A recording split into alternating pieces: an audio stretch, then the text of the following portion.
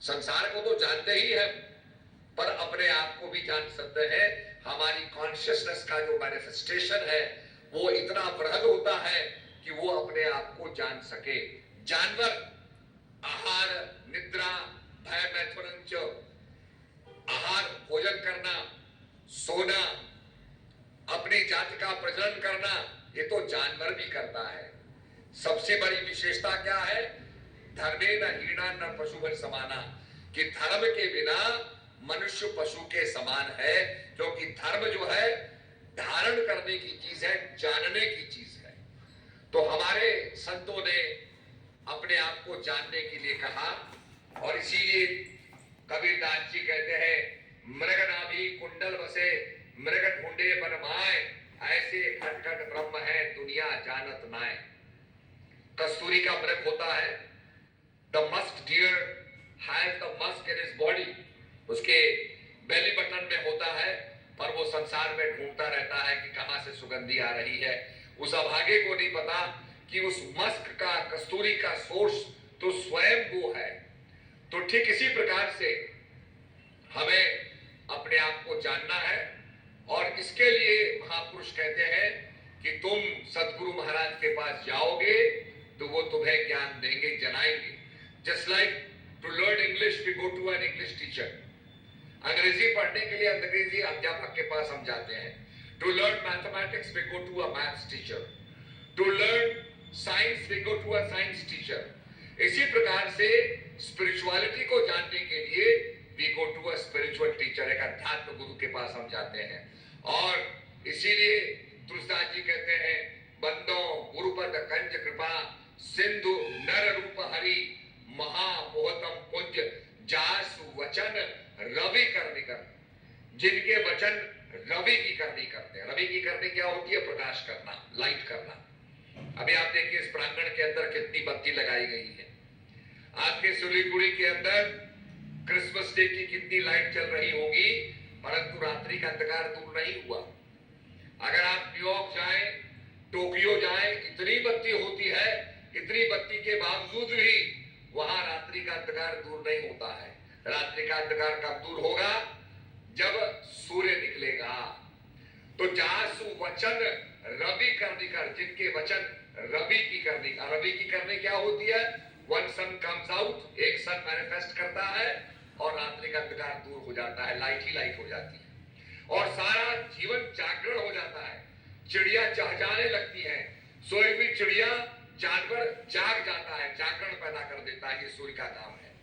और साइंस क्या कहती है कि in the plants there is chlorophyll. हरा पदार्थ जो पेड़ों में है, पत्तियों में है, क्लोरोफिल है। और जब सूरज की धूप पड़ती है तो फोटोसिंथेसिस होता है। फोटोसिंथेसिस क्या होता है कि कार्बन डाइऑक्साइड को ऑक्सीजन में वो परिणत करता है, दूषित हवा को स्वच्छ हवा में परिणत करता है। इसीलिए हमारे बुजुर्ग कहते थे पेड़ लगाओ, पेड़ से प्रदूषण कम होगा। तो ये जीवन पैदा करने की, प्राण शक्ति को पैदा करने का काम जो है ये सूर्य की रोशनी करती है। तो जास वचन रवि कर निकर, जिनके वचन रवि करते हैं। अभी आपने देखा होगा अयोध्या के अंदर 550 साल के संघर्ष के बाद आज वहां राम मंदिर का निर्माण हो रहा है और राम लल्ला का जो है प्राण प्रतिष्ठा होने वाली है। एक बहुत ही शुभ समाचार है। जहां भगवान राम का जन्म हुआ उसको तोड़ दिया गया, आक्रांताओं ने उसको समाप्त कर दिया। और ये क्यों किया तो थोड़ा मैं बताना चाहूंगा। आपने नालंदा का नाम सुना होगा। तो नालंदा में बख्तियार खिलजी नाम का एक शासक आया और वो बीमार पड़ गया। तो किसी ने कहा कि अगर आप नालंदा जाओगे तो अपना इलाज करा सकते हो। तो नालंदा पहुंचा, उसने वहां के लोगों को बुलाया, आचार्य लोगों को बुलाया, कहा भाई मैं बीमार हूं, मेरा इलाज करो। तो आचार्य ने कहा ठीक है, आपको हम दवाई देंगे, आप हमारी दवाई का सेवन करना, आप ठीक हो जाएंगे। उसने कहा नहीं, मैंने तो तुम्हारे देश पर आक्रमण किया है, मैं तुम्हारी दवाई नहीं खाऊंगा, क्योंकि दवाई में तुम कुछ भी दे सकते हो। तुम मुझे ठीक करो, दवाई तुम्हारी मैं नहीं खाऊंगा। तो आचार्य ने कहा ठीक है, हम आपको कुरान देंगे, आप कुरान पढ़ते हैं, हम आपको एक कुरान देंगे, आप रोज उस कुरान के 10 पन्ने पढ़ना।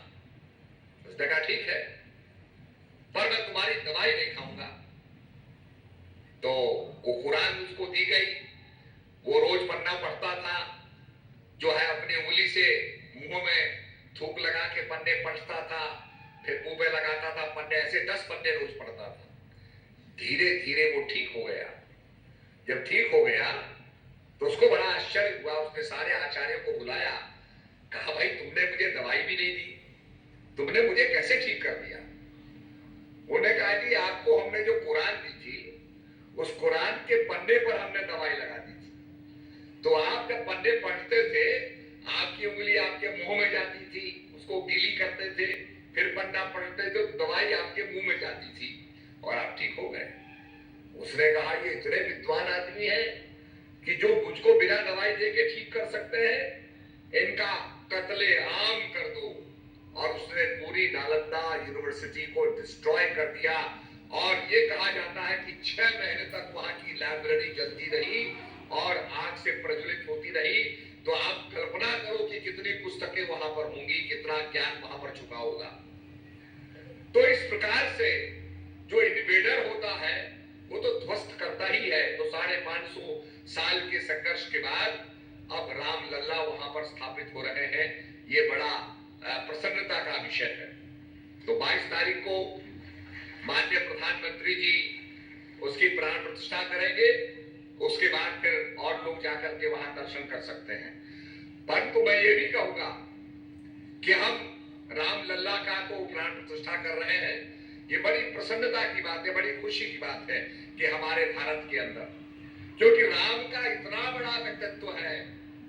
अगर आप भारत से म्यांमार की तरफ जाएं तो वहां भी आपको राम की गाथा ही सुनने को मिलेगी, रघुनाथ गाथा।